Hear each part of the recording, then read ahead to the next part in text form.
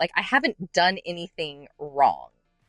But training will tell you you've done something wrong. You are responsible for their feelings, and they're not allowed to be disappointed with you, because if they're disappointed with you, that's where my worth is tied. Disappointment equals unworthy.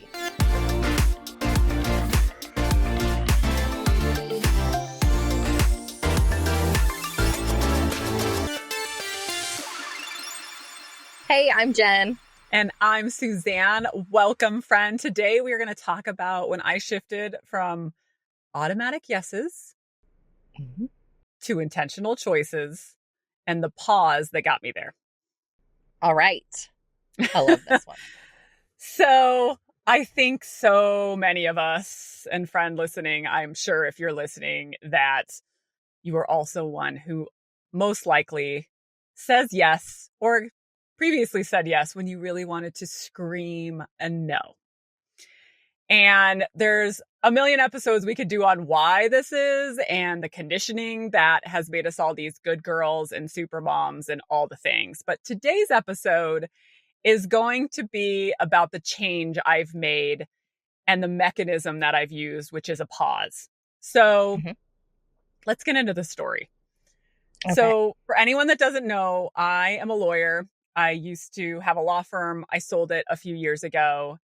And when I sold it, one of the things that you have is malpractice insurance, which is something insures you from if you make a mistake. So basically, while I keep my license, I don't actively practice because I could get sued to high heaven. So, but a lot of people don't know that. They don't understand that or whatever. And so I oftentimes, and most recently, have had a few people ask me for help on their legal work.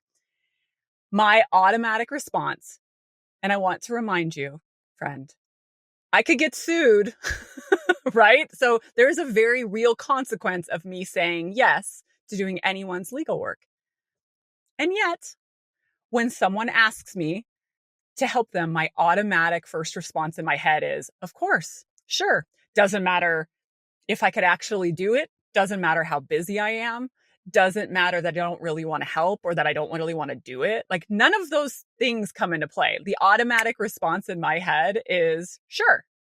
Why? And so what I used to say is, okay, sure. And then I'd get like resentful and angry. But why and are you saying sure? Like, why is your automatic yes? Like, because you can I think it's help? a couple because things. Yeah, I think one, I genuinely like to help people. Like, sure. And I know that my skills can be helpful and it's sometimes hard to find. Two, I definitely tied my worth and my value to what I could help people with. So like, if I wasn't helping you with legal work, like what use was I? I think there's a little bit of my gold star chasing, like, ooh, I'm going to get a gold star if I help someone. And then like they're gonna like me so much because I helped them. Yes, I'm so nice, and I made their life so much better. And I do think, like, as a person who's not in the legal world, it's kind of intimidating. So if you are a person who knows an attorney, it doesn't even matter what they practice. It's like you just want to be like, well, I'm just gonna call my sister and just like run this past her, right? Like, yes. So I think people feel compelled to call you. And I think that there's two things. Like, people sometimes think that just asking for advice isn't really legal work. Sure. This is coming from a person who's obviously not. Yeah. So I will say that for the people that are coming to you, they're like in defense of them, if you will. They don't understand malpractice. They don't understand that advice is, like, most of the time the same thing. Yes. You're giving your legal professional opinion, bound by all these things, opinion. And then it's just kind of scary. And usually it's something that's very yucky to the person. Like, something's either been done to them. I mean, usually they're not coming to you for the most part being like, hey, I did this super bad thing. Can you help me? Occasionally, sure. But like, for the most part, people are all hot to trot and they're like, what can I do? And it could be about anything. My house has a crack. I think I want to sell or sue my employer because I got fired, or, I mean, like anything. It's very broad range. The soccer club didn't give me my money back. I mean, I could go on and on. So I just like kind of wanted to be like to give the other person's perspective because I think so many people just don't know. And the only reason I know is because of you. And I don't hold it against them, like to be very Yeah, clear. no. Oh, But yeah. I think that, and it's similar to like having a doctor that you know, Yeah, right? Like, oh, I totally. wonder. And like, Yeah. I Could you wouldn't just know. write me a prescription? Like, It's the no. same. Yeah, Yeah, it's the same thing. So I think that, and I think that's great that you just like laid that out because it's definitely the other perspective. And it would just be like me yeah, calling, well, he had this like thing on his like skin and I wasn't sure. And it's just asking their opinion, like, because it's just like this little thing. And you talk to any lawyer and they're like, oh, I mean, any doctor, and they're like, yeah, everyone calls me. Like, and the thing is it's nice to be able to give some quick advice or whatnot. But sure.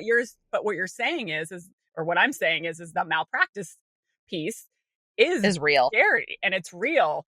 But that need to want to help, that drive for all the various reasons we just talked about to help people, it's hard to say no. And I mean, and while we're focused on just the no's or the automatic yeses here in this episode, Yeah. oh, I got a lot of examples outside of, the lawyer world. This one just happened to come up recently. And I guess my point is like, so now I know the consequence, right? I know Yeah. But you're still saying yes. I shouldn't say yes. Yeah. And yet, and that in the past, when I had said yes, and this was even when malpractice was an issue, when I was practicing and I said yes to someone, a client, a friend, whomever, that I really didn't want to help,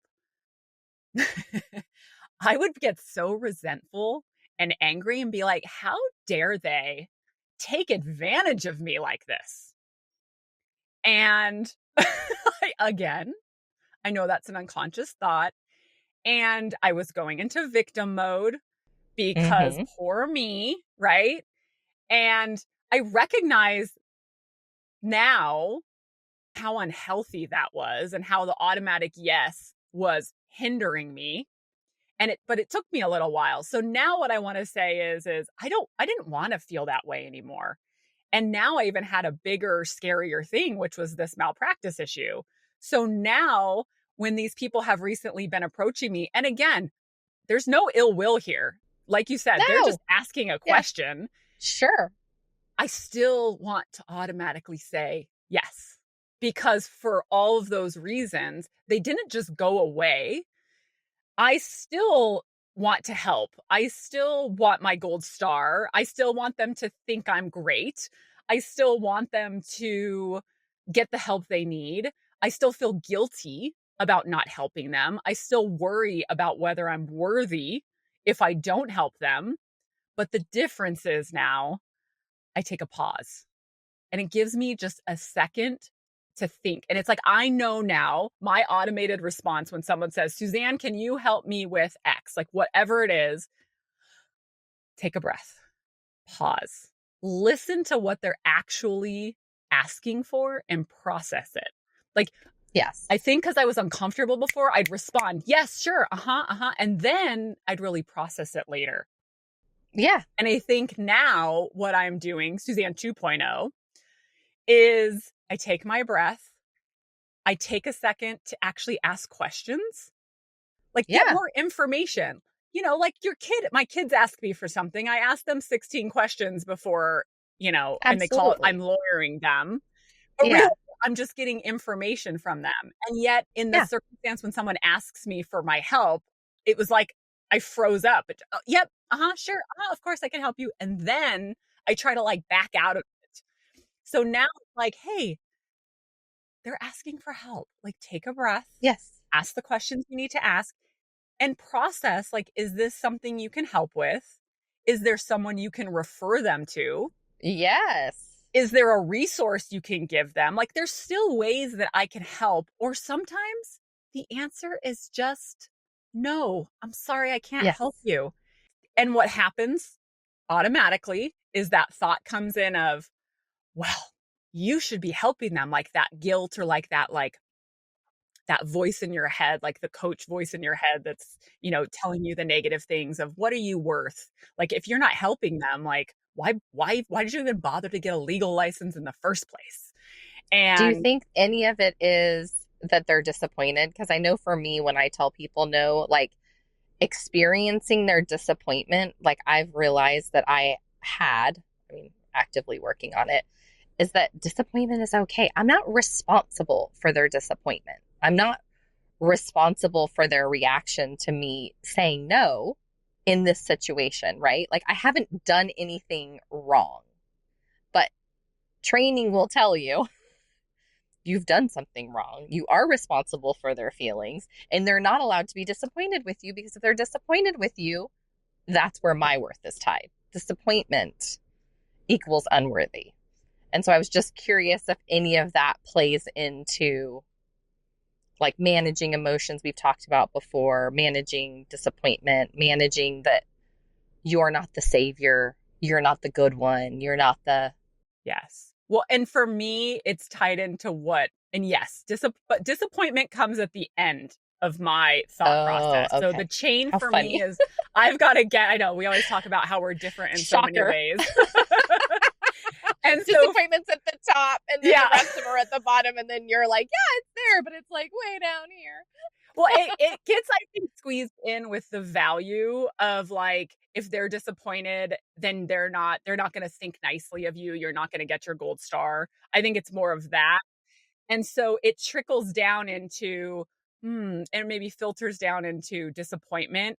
And then I have to have that. It's almost like a last conversation I was going to have with myself, which is, Oh, yeah, you kind of, you jumped on me there. I was oh, about to sorry. explain it, but I hey. was so curious. Because Well, I was like, especially she's if it's not talking about this. well, and if it's especially your first response, right? If Yeah, disappointment is the absolutely. thing that you think Yeah. about. So, Well, because they're going to remove connection, and connection is my driver. So heaven forbid. and for me, connection is last on the list. Achievement is up here, right? Totally. So, Oh, like, don't take my gold star. Dang it. for sure. Hey, I own it, people. I own it. That is Me too. Me too. I'm like, Yeah. don't leave me. Yeah. And so I think the disappointment, though, is still the connection, and the disappointment is still important to me. It's just what I process like as the final piece of being like, hey, them being disappointed doesn't make what I did wrong. Like, there's no guilt here. There, like, did I make the best choice I could make? Yes. Do I feel resentful and angry? No. Do I feel at peace with my decision? Yes. Am I a little Right. worried that they're upset, or that they won't see me in the best light that I want them to, or I won't get my star? Yes. But ultimately, I can answer those questions affirmatively and say, I'm good. And then it Yeah. just like fades. I don't worry about it. I don't stay in those cycles like I did previously, where I would just be like, I'd probably be calling you and be like, oh my God, so and so called me. And can you believe them? They demanded this of me. I mean, if anyone's been listening to us, you'll hear the same cycle. I go into victim Yes. mode, like, poor Yes. me. And I cannot believe everyone Yes. is doing this to me. Even though someone Yes. asked me something, I said yes.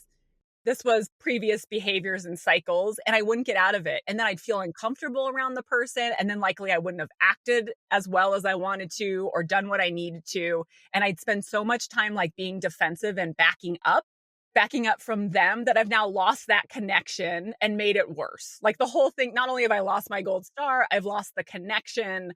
I've lost what they've thought about me. And now every time I see them, it's going to keep coming up. You've right. lost time. Yes. Because So the time it probably would have taken you to get it done is probably way less than the time it took up rent in your head, right? And I think people so underestimate the amount of time. I'm So doing true. a future episode on this. The amount of time we waste. Yeah. Like, you don't think of it that way, but all of that rent-free, replaying the situation, thinking of the ways to get out of it, thinking of what you should have done differently. Like, just, I mean, your nervous I just call system, them the instant replays. Oh, yeah. Right? Your little river. Yep. My little river nerve that I talk about that like feels like it just was like, and then you have to call like, and tell me about it. And then you have to call and tell another friend about it, because now you're like trying to get rid of the energy, I always say. And you don't think about it because in your mind, it's just this like little mini catastrophe, right? But if you were to look back and see how much time you spent on just one of those situations, not to mention the multiple, you'd be like, wow. And that's what I do now, right? So I think that's what struck me when I was able to say no, explain why in a calm manner, give them a resource if I could, or just say, sorry, that's just not something I could do. And then I even had told my husband, yeah, I'm still feeling a little uncomfortable because I don't want to disappoint them or let them down. I don't want Yeah, them to, like that's still there, but it's like such a like a light section of like my feelings. And then I'm off. it's not And an obsession. and it's not taking all that time. Like everything we just talked about, all those things Yeah, that I didn't realize. So to look back now, and again, it all started with a pause. Like it allowed me to yes, say, hey, first I'm going to discover what those crazy thoughts are that are making me say automatic yes. And then to shift and say, hey, take a pause. Like I have a plan. My plan is to pause. And then to actually process the question they're asking me. And then from there, make an informed decision, which made me feel like so empowered. And it, for again, sure. didn't mean everything went away. But the takeaway for me is take the pause, and that the guilt and the concern and all those doubts you have about why saying no would feel, uncomfortable, it's not an authority in your life. Like Yeah, that's my old conditioning. yeah. From listening to you, and I found this in my own life, is that the temporary discomfort that you feel from saying no, and it is temporary because you just talked about it. Yep. Even if at first it's a little longer, like we've talked about, like it's like this process, like you first say no and it's like everything goes haywire, but like over time of saying no, like you just keep getting more and more calm. So Yep. you're going in the right direction versus the umpty hours of uncomfortableness when you're going through all your cycles of like resentment and this and that. It's like, it's a no brainer. If we were to list it out on paper and say, like, before you say yes or no, be like, you can say no, and you're going to Yeah. feel uncomfortable for 4 hours, or you can say yes and you're going to be in a tailspin for the next 4 weeks, you would be like, oh, I'll take the 4 hours. But in our minds, because we're so conditioned that way, the immediate discomfort is so scary to us that, like, Feels impossible. it feels impossible to say no. But in reality, if you were to look back, it's like, or you were to pause and be like, 4 hours or 4 weeks, Jen, I'm going to choose 4 hours every single time. Yeah. Duh. Yeah. So I Yeah. think that's also another good takeaway. And then just today for our friends here, have you ever said, well, I'm not even going to say, have you ever said yes when you mean no? Because if you're listening to this, You if have. you're listening to all of our nonsensical nonsense every single week, then you are definitely said yes when you Yep. really mean no. So I think the better question would be, how would it have looked different the last time you said yes when you really meant no? And just kind of play out how the 4 hours versus the, not really 4 weeks, but like how different could it have been if you, took that situation, and then just think about the pause in the future. And the next time it comes up, if you can just practice the pause and just see what happens. That's it for today. We hope you discovered something in my story. See you next time. Same place, same sisterhood. Bye. Bye.